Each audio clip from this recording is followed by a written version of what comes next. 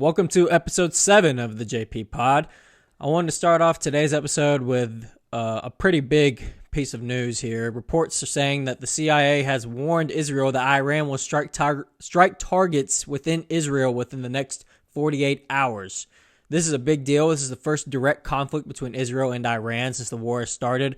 Obviously, what sparked this issue was the Israeli airstrike on the building near the Iranian embassy in Syria and Damascus.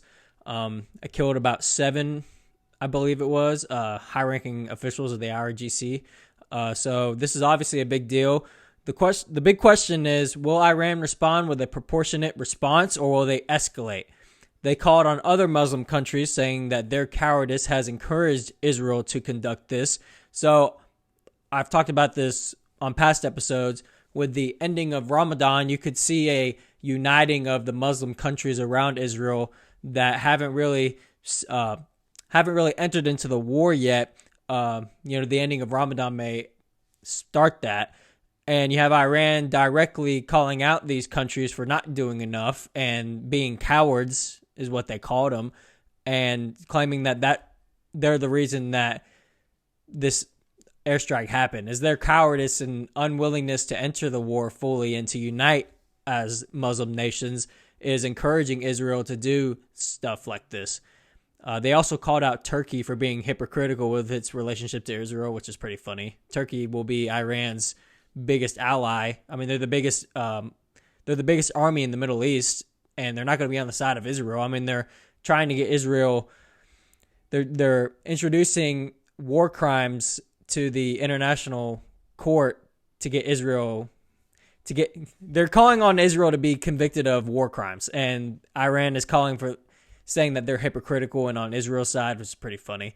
But like I said, with Iran calling on other Muslim nations to fully unite and enter the war with Iran against Israel, the ending of Ramadan could spark that. And tensions in the Middle East are rising pretty fast within the last couple of days.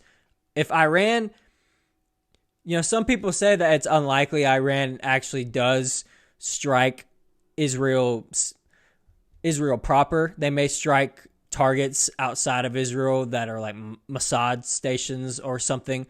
But the report said that the CIA said that Iran will use drones and missiles to hit directly Israel, to hit inside of Israel's borders. Whether that will happen, I don't know. But like I said, it will be interesting to see if Iran responds with a proportionate response or if they escalate it even more. And will it be Iran alone or will it be Hezbollah, Hamas? Will it be Iran and its proxies launching an attack against Israel? And then again, you have to also wonder, will the U.S. back Israel if Iran does strike, or will they sit this one out, send money? I think there's an $18 trillion package that was approved today to go to Israel, or is about to be approved to go to Israel. So will we just continue to send the money, or will we actually put our ships back in the Red Sea to deter Iran or to potentially strike Iran or its proxies if they do something? I know we pulled them back out. They were there for a month or two after October 7th. There may be some there right now, but our big ones have been pulled back home. So it'll be interesting to see how much the U.S. will back Israel if Iran does indeed strike within the next 48 hours. It's also something to note that Quds Day is Friday, which is also known as Jerusalem Day. It's a day that takes place on the last day of Ramadan every year, and the day is meant as something to take back Jerusalem from Israel is the purpose of the day. And it's interesting time frame because I think I mentioned that Ramadan ended on next Tuesday in the last episode. It actually ends this Friday. Experts have pointed out that typically after assassinations like we saw earlier this week, Muslim nations normally take 3 days to mourn and then respond the next day. And that would be Friday in this instance, which happens to also be on the last day of Ramadan and on Quds Day or Jerusalem Day. So the elements are in place for an escalation. Like I said, the ending of Ramadan, Jerusalem Day. You have Iran calling on other countries to unite and fully enter the war So like the tensions in the Middle East are once again on the rise, but this time the head of the snake, Iran, has been brought into it directly. And before it was Iranians proxies of Hezbollah and Hamas. So who knows? With Iran, the head of the snake finally getting provoked directly for the first time since the war started from Israel, things could get dicey. I mentioned it was unlikely that Iran would strike Israel directly because of the United States and potentially them then launching a conflict against Iran, but maybe the U.S. won't.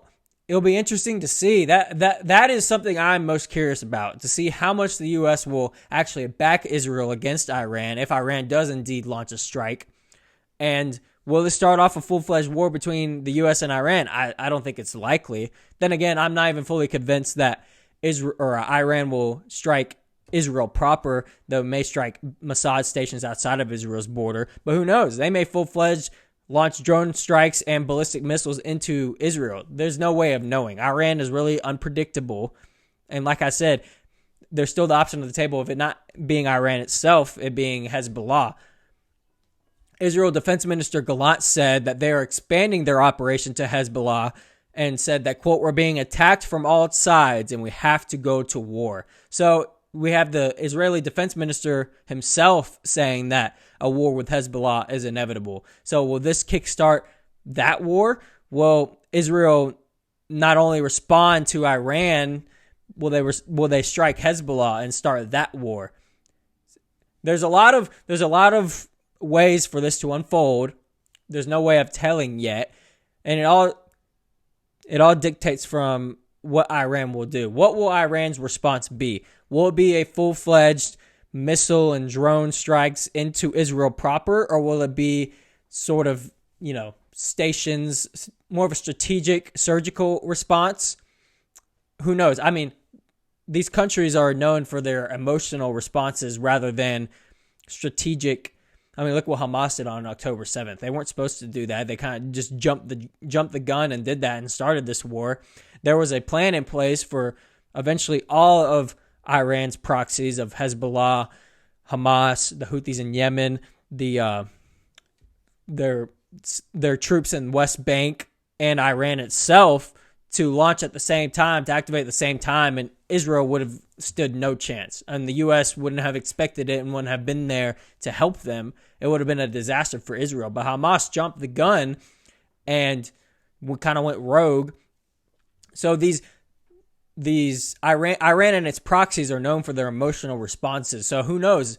Iran may give a very non-proportionate response and start a full-fledged war with Israel. Who knows? I mean, they've been saying their usual rhetoric, but the leader has said that this pushes Israel's extinction further, like it's going to happen sooner. We need all of our Muslim brothers to unite so we can finally get rid of Israel.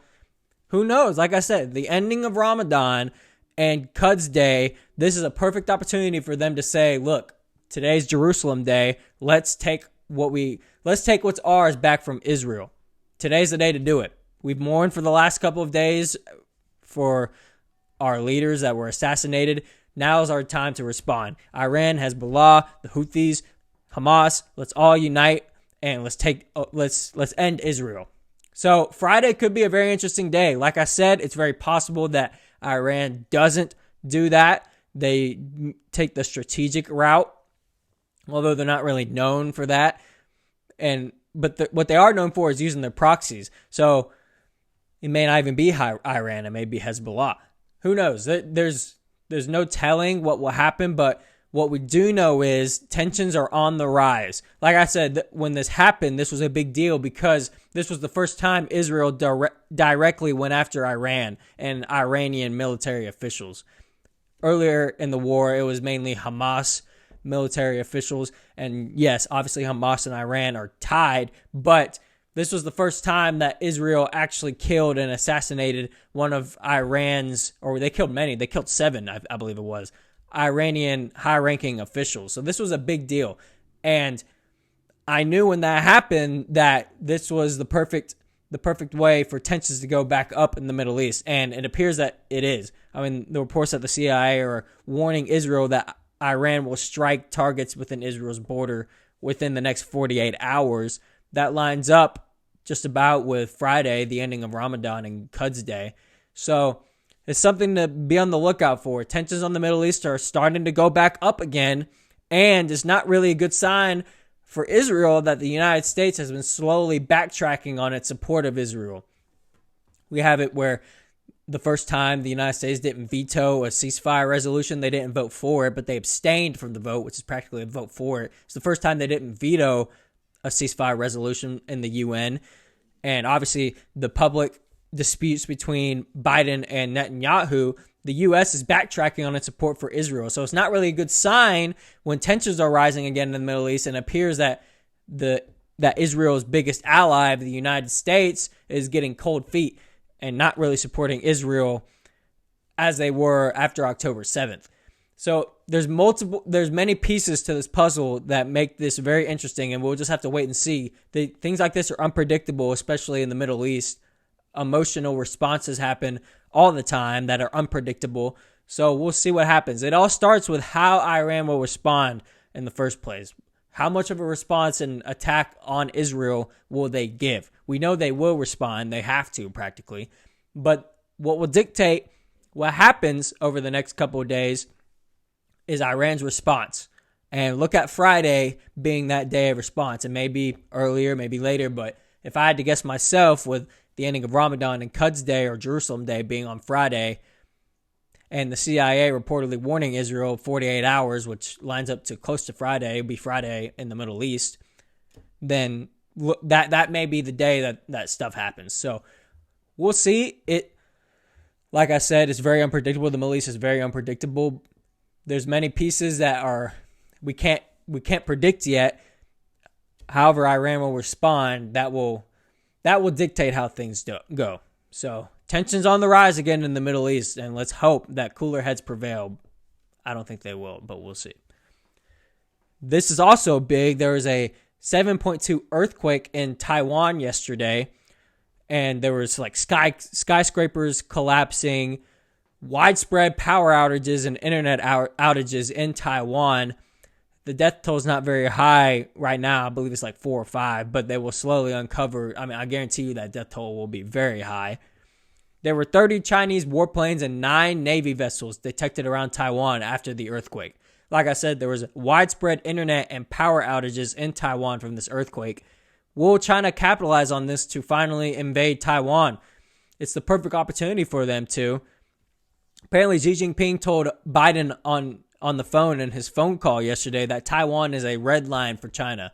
Obviously, we've known this, but literally the day before the earthquake, Xi Jinping has made it known to Biden where his red line is. If you support China, that is a red line. You are involved in this conflict too. And we know China has been preparing for an invasion of Taiwan for years now, but this would be quite the opportunity for them to finally capitalize and do it. And considering what's going on in the Middle East, will they wait to see what Iran does and see how involved the U.S. gets in the Middle East to finally invade? But that's not a coincidence that there's 30 Chinese warplanes and 9 Navy vessels heading towards Taiwan and detected around Taiwan after the earthquake happened. That they're realizing that this is an opportunity. They could capitalize on it if they so choose, especially with the widespread power outages and internet outages in Taiwan. I mean, they're kind of a sitting duck right now for China to attack them. I think what China needs to figure out is how much will the U.S. respond? Do they have so much interest in the Middle East and with Ukraine, obviously, where the United States can't afford to defend Taiwan, or will they just blindly do it because they feel like they have to? It'll be interesting to see. It'll be interesting to see how China goes about this because, like I said,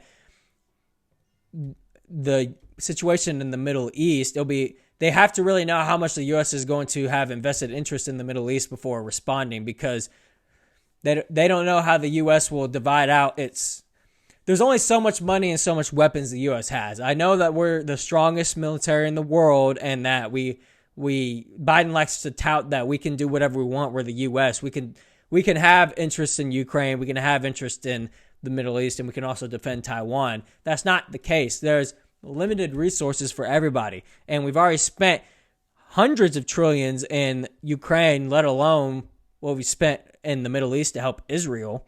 So our resources are limited, and the war in Ukraine is bankrupting us.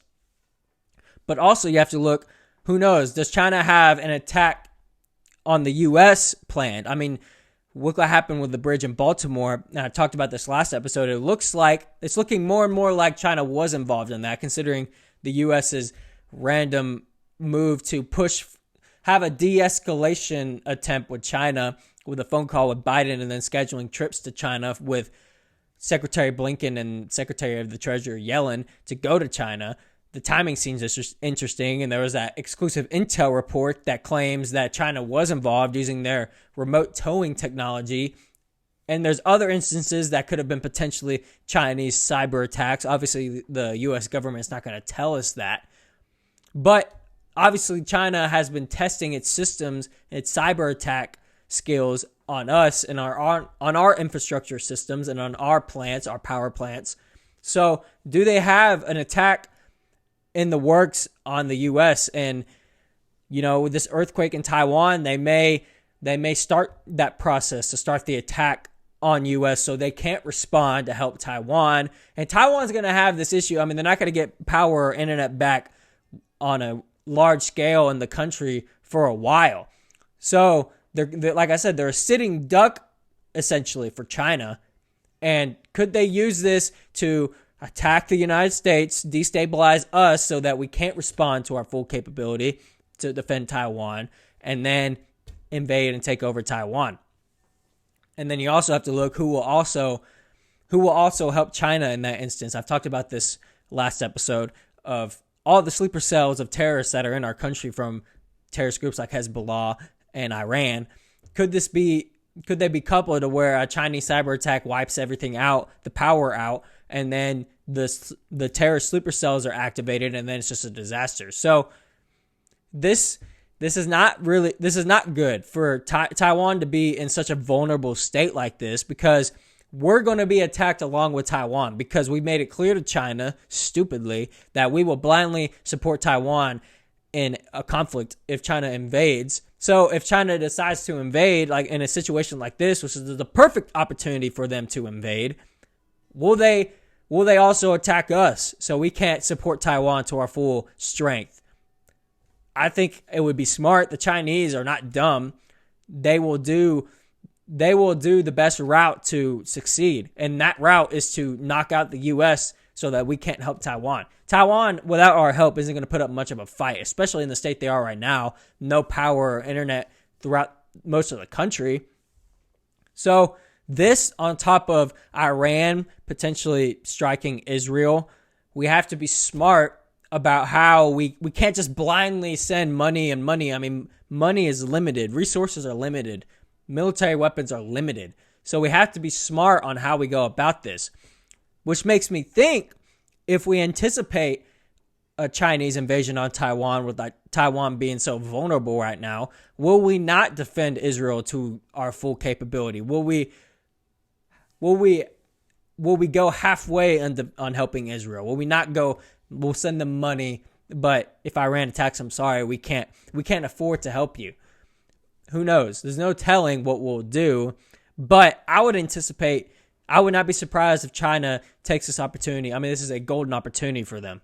There's actually been some conspiracy theories that China has technology to actually cause an earthquake like this. I'm not going to go down that route fully, but this is the golden opportunity for China to capitalize and invade Taiwan. The question is, what lengths will they go to also destabilize us so we can't fully help Taiwan in that case?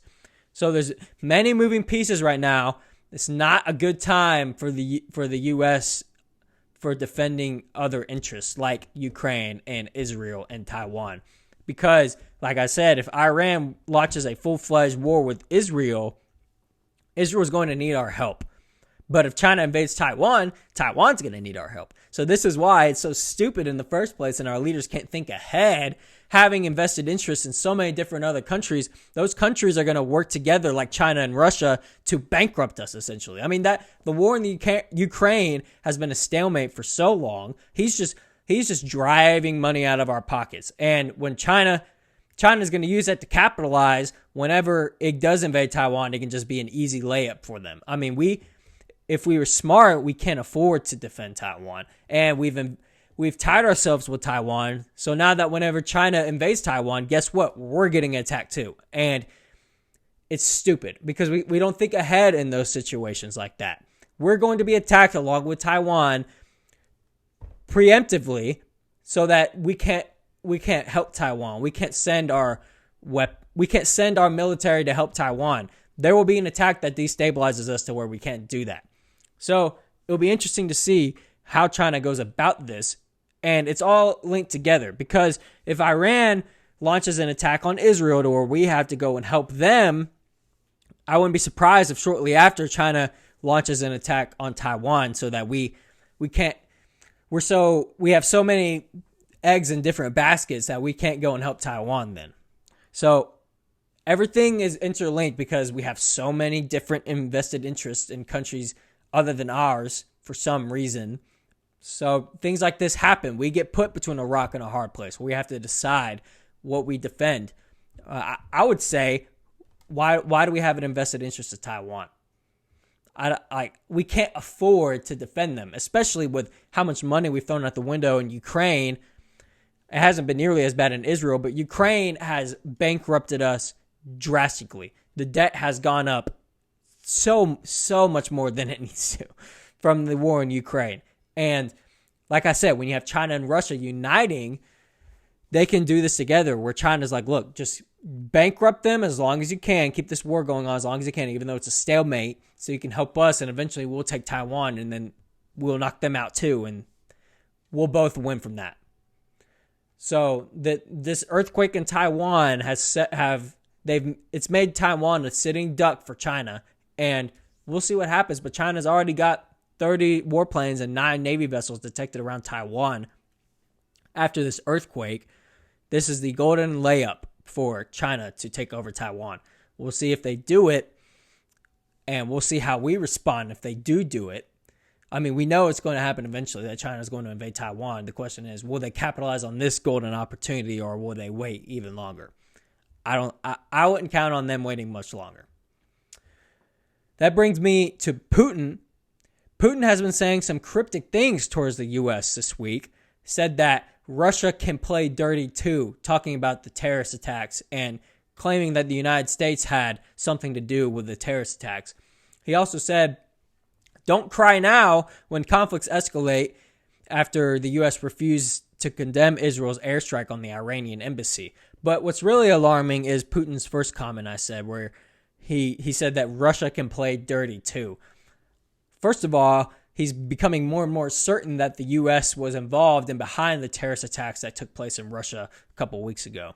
And even if that's wrong, even if you don't think that's correct, all that matters is Putin believes this. Putin is certain that the U.S. and the West and Ukraine was behind this terrorist attack. So if he's so certain of that, then that just lowers his patience with us has lowered dramatically. He's held great restraint against us, first of all, for our blindly backing of Ukraine. But also, he said this in a Tucker Carlson interview, that he believes that we have bases in Ukraine of men, maybe not directly fighting, but advisors advising Ukraine. I mean, he's had many reasons in his... Put yourself in Putin's shoes. He's had many reasons to escalate and launch an attack against us in the West, and he hasn't. But even if we weren't behind these attacks, if he believes that we are, that lowers his restraint dramatically, and it eliminates any chance of a peace resolution in Ukraine. It escalates the possibility of him dragging us into a conflict because, you know, Putin and Russia, they love their people. Like that was the main motive for the war in Ukraine, was that they believed they were taking back their own people. Whether you think that's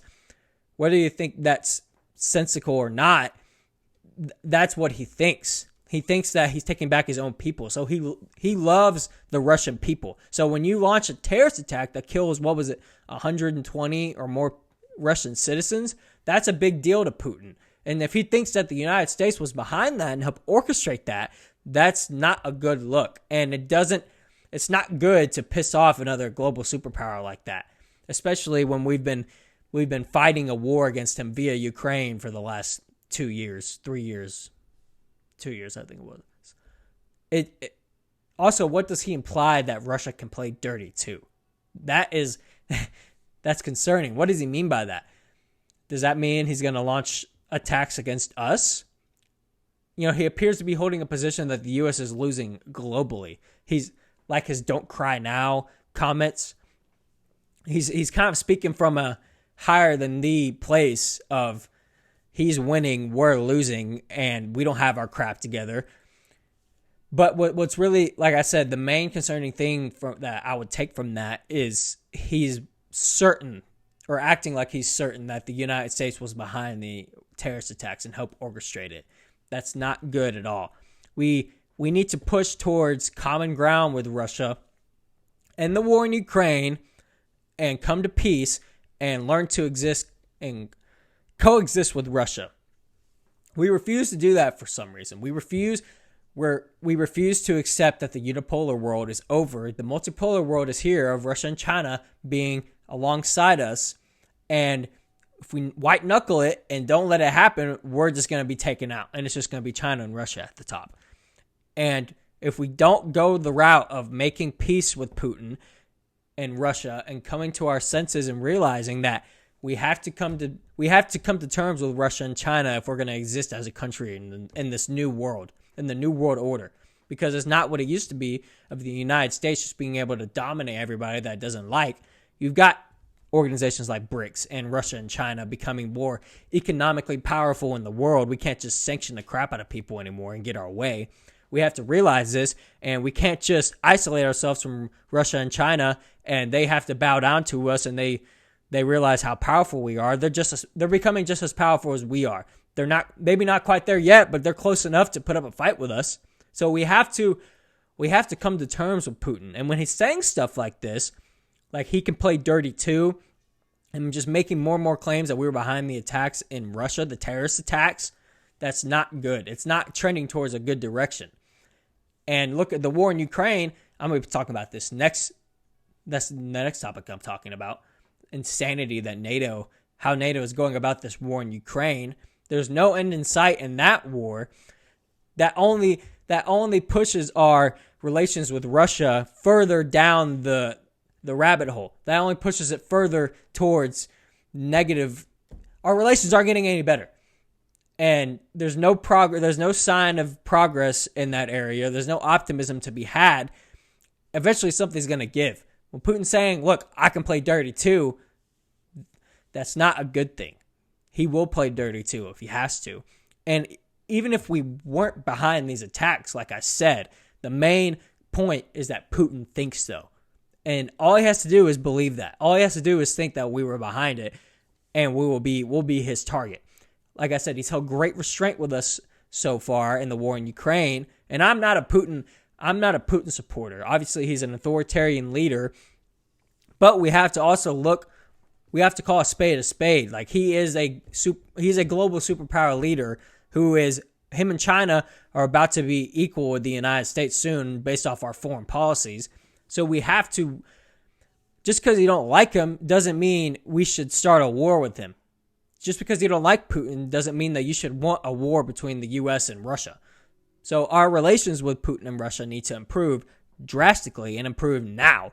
End the war in Ukraine, come to terms with Putin, and if we were behind those attacks, come to him and come clean with it, because that is ridiculous. First of all, if we were behind those attacks, to orchestrate a terrorist attack in another country to provoke Russia, try to get them into a wider conflict, is insane. That's so utterly stupid and self-destructive as a country. So, like I said, even if we weren't behind these attacks, Putin is saying rhetoric that makes you believe he's becoming more and more certain that we were behind the attacks. And his rhetoric towards the United States has not been good the last week or so. It's trending down. And when you look at what's going on with China and Taiwan too, we could be dragged into a conflict with them soon if we support Taiwan. It's not looking good for the United States. I've talked about this scenario in past episodes. Like the three big global superpowers are the United States, China, and Russia. And the two of China and Russia are uniting against the one. So if a conflict starts to where we have to fight them two, we're not winning. I'm sorry. China and Russia, you have China who has the biggest population in the world and Russia who has the second biggest population in the world. Actually, maybe India. But the largest landmass country in the world and China, the most populated country in the world, we're not winning that fight. And they're two global superpowers against one. I don't care if we're the United States and we're the big bad United States. We've been on top of the world ever since World War II. We're not winning that fight. So we have to be smart and realize what's going on. But our leaders are so stupid and bloodthirsty and stubborn that they can't look far ahead. They can't look ahead to see, like, we got two conflicts against two global superpowers. One that's been going on for years and another one that eventually is going to start. Maybe we should improve those relations so we don't start a World War III and lose. But that's what it looks like it's coming to. So Putin's rhetoric towards the United States has not been looking good over the last week. And I'm losing hope that that our relations with Russia and Putin will improve. But the fact of the matter is, if we want to stay atop as a country and stay thriving as a country and hold our position of power as a country, we need to come to terms with them and accept that we can't just bully Russia anymore or try to. The world is different now. So that on top of the China and Taiwan situation, looks like the United States is between a rock and a hard place now, and we can't blame anybody but ourselves. I mentioned NATO and what they're doing in Ukraine. I mean, NATO's newest member of Hungary just said that they're not on board with NATO's 5-year war plan for Ukraine. Notice I said 5-year war plan. This war has been going on since 2021. This is 3 years ago. And they want 5 more years of it? NATO can stop this war with Russia. Russia has said over and over again that they're open to terms to come to peace in Ukraine. And we've nipped in the bud any chance of that. There was a peace agreement in place, and the United States sends Boris Johnson over to end it. There's many chances, and there's still a chance. It's going away, but there's still a chance to have peace in Ukraine. But when you have NATO wanting 5 more years of this, they have a fund of 100 billion euros to keep Ukraine fighting for 5 years. Ukraine's not even a part of NATO, may I add. And now you have NATO members against NATO's agenda in Ukraine. That's crazy. 5 more years of this. It's been a stalemate. I mean, there was about a year, maybe less, of movement on the battle lines. But I would say like the past year and a half to 2 years has been a stalemate. And God forbid anybody say that, especially in the U.S. government, and tell the truth. But it has been. It's been a stalemate in Ukraine for quite some time now. The war has been over. Ukraine's front line is weak as all get out. They're running out of men. They're running out of generations of men to choose from to fight. There's no end in sight. And countries who are even in NATO are starting to see how ridiculous this is. That they want a country outside of NATO fighting for 5 more years, and we're going to send 100 billion euros to make sure that happens. That is just utterly ludicrous and crazy. This confirms that there's no hope for any peace deal in Ukraine with NATO acting as recklessly as they are.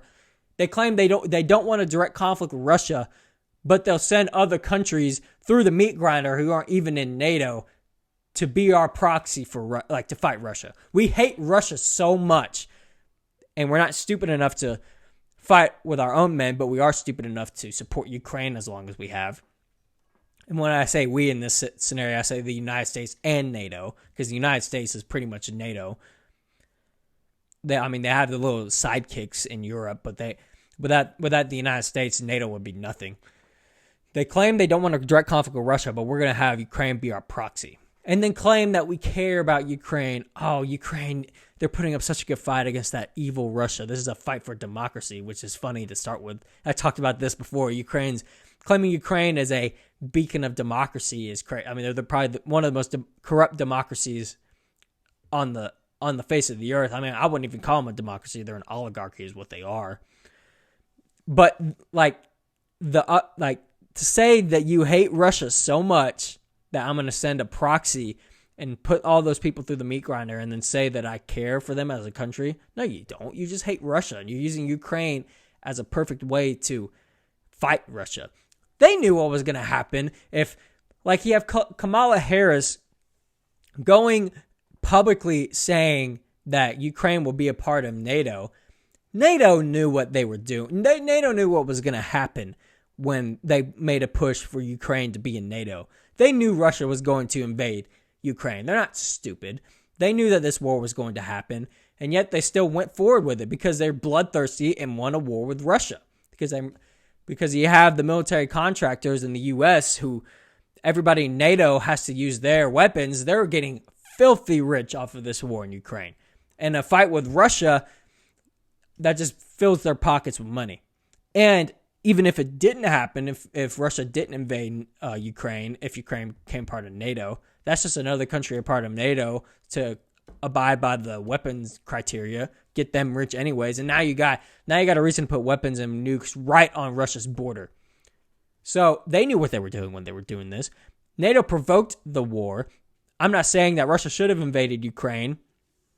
I'm not saying Russia's reasoning behind it and Putin's reasoning behind it, claiming that Ukraine is theirs to start with.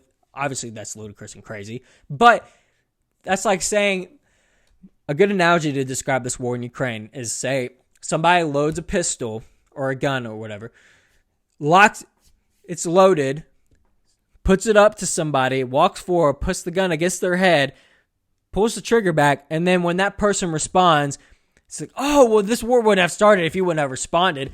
We put that gun to Russia's head by putting more and more countries in NATO, expanding NATO east towards Russia. And then the last country to have NATO right on Russia's border, Russia's going to respond. So, like I said, is Russia and Putin's reasoning for the war legitimate, and does it make sense? No. But we started the war. We put that gun against Russia's head by expanding east, and the last country to put it on the border, put NATO on the border of Russia, we knew Russia was going to respond. We provoked that war. NATO provoked that war with Russia, and now we're claiming that Russia started because they invaded. Anybody with common sense that knows the full history and knows the full picture knows that this war started because of NATO. Russia tried to join NATO in 2000. The whole point of NATO is to protect Europe from Russia. Russia tries to join NATO. There's no need for NATO anymore. So why are we expanding eastward and trying to get the country right on Russia's border to be a part of NATO? Are they stupid? They're not stupid. They knew what was going to happen. They hate Russia so much, they're okay sending Ukraine through the meat grinder for 5 more years. 5 more years of this is what they want. There's no end in sight. There's no peace deal in sight to end this war. And you have countries like Hungary who are now a part of NATO. They joined NATO like a couple months ago, and they're even saying how ridiculous this is. So the United States is going to find a way to keep NATO doing this. It doesn't matter if everybody in NATO disagrees, slowly comes to their senses. They're going to keep doing it. They're going to find a way to keep doing it because, like I said, the NATO is not anything without the United States. So this is the United States' war. It's just as much as it's NATO's war. I would say more than it is NATO's war because the United States wants a Cold War with Russia again. You could say that's ludicrous, but look at our actions. We're not inviting Russia to be an ally after the Cold War. When Russia came to the table, Putin in his interview with Tucker Carlson said that he expressed how deeply offended and upset he was that Russia wasn't embraced after the USSR. And, you can say that there were no legitimate pushes from Russia to do that when they tried to join NATO, okay? They tried to join the exact organization you built to protect Europe from Russia. And then you have Russia try to join NATO. Maybe that's a sign that, look, this fight's over. We can accept Russia as an ally now. But no, our leaders are stupid and don't look ahead to see eventually if we make Russia an enemy, eventually they're going to build back up to be a global superpower. If you didn't think that, you're stupid. They think that Russia doesn't have resources or, that's like during the Cold War that they claim that Russia didn't have petroleum or resources to build a nuke. it's propaganda is what it is. But if we were smart, we would have realized that Russia eventually, they're the largest landmass in the world. Eventually, they're going to get to a point where they're a global superpower. And if we start to make them an ally instead of an enemy after the Cold War, when the USSR collapsed, maybe we wouldn't be in this position. But we've continued to alienate ourselves from them and isolate ourselves from them along with China. And now we're between a rock and a hard place. And we're going to lose that battle. And NATO is not letting this war end in Ukraine to where we can come to peace terms with Russia eventually and put an end to all this nonsense. This should have been over a long time ago if we didn't nip in the bud that peace deal using Boris Johnson, of all people, who's not even in power anymore. NATO is continuing to push this war. There's no end in sight for this war. Unfortunately, any hopes that you probably had or maybe had of this war coming to an end and NATO coming to their senses, well, NATO's got a plan for 5 more years of this. They're willing to push this as long as possible. 5 more years. So that's not a good sign at all. There's just nothing but bad signs coming from the West side in this war in Ukraine. And I wouldn't bet on any peace deal ever from our side. Russia's already come to the table, and, especially with Putin's rhetoric this week, maybe those opportunities for peace are slim to none and are getting slimmer. It's stupidity, and we have nobody to blame but ourselves. Nobody to blame but NATO and the United States. So maybe more countries like Hungary in NATO that are opposed to this will speak up. I don't know how much it will do. Like I said, the United States will find a way to keep this going. But at least you got countries like Hungary in NATO saying how ridiculous this is. Man, at least outside of NATO, they aren't the only ones who think this is crazy. We'll see. Maybe they'll take back Hungary's admission into NATO. They'll take that away. All right, I want to talk about this quickly to end the pod. Sage Steele did an interview with Biden and then afterwards claimed that the interview was 100% from a script, her questions and his answers. And she claimed that the Biden administration before the interview told her that you will read what we wrote and you won't deviate from the script. I mean, it's not a surprise. Obviously, we've seen Biden's note cards and press conferences on, I will call on this person and they will ask this question and I'll have this answer. So this is not a surprise, but that's just another illustration of, this is the kind of stuff you see in China and Russia. We claim to be this beacon of democracy and we're no better than, and that we're better than them. But actually in scenarios like this, we're no better than them. This is propaganda. Having pre-written stuff, pre-written questions, the media can't do the media's job and ask truthful, hard-hitting questions and have a president that is competent enough to respond with truthful answers. You're going to ask what we tell you, and then he's going to respond, and you will not deviate from that script. That's like state-controlled media type of stuff you see in communist countries like China and Russia. That's CCP level of stuff. Telling a journalist you will ask these questions, that's insane. That's crazy. Like I said, it's not a surprise, but just take a look at, we're supposed to be a democracy. We're supposed to have freedom of press, and we're having our journalists having to read off scripts written from our government. If that doesn't tell you where our state of our democracy is right now and the true threat of democracy, I went on and on about why Biden's the threat to democracy in last episode, but just add this to the list. He's having journalists read from pre-written stuff. What happened to the freedom of the press? We have more and more aspects of our democracy getting thrown out the window. And who's doing it? It's not Trump. It's Biden. Biden and his administration are throwing this stuff out the window. Our basic foundations of democracy. Freedom of press. Freedom of speech. Right to bear arms. They're all on attack from one side, and it's the left. It's not the right. So I just thought that was funny. It's painfully funny. But it's, like I said, it just shows you who the real threat to democracy is. Who's getting rid of the freedom of the press? Who's using government agencies to censor political speech? It's Biden. So our democracy truly is at stake, but it's not the way that the mainstream media is telling you. It's not on the Trump side, it's the Biden side, because he's the one by one trying to get rid of all of our basic foundations of democracy. So keep that in mind as you come forward, as you come close to election. We come closer to the election. It's in November this year. Keep that in mind of who's at the real threat to democracy. Who is putting our Who's putting our basic foundations of democracy at risk? It's Biden. It's not Trump. But that is all the topics for today. I will be back tomorrow with another episode. See you guys then.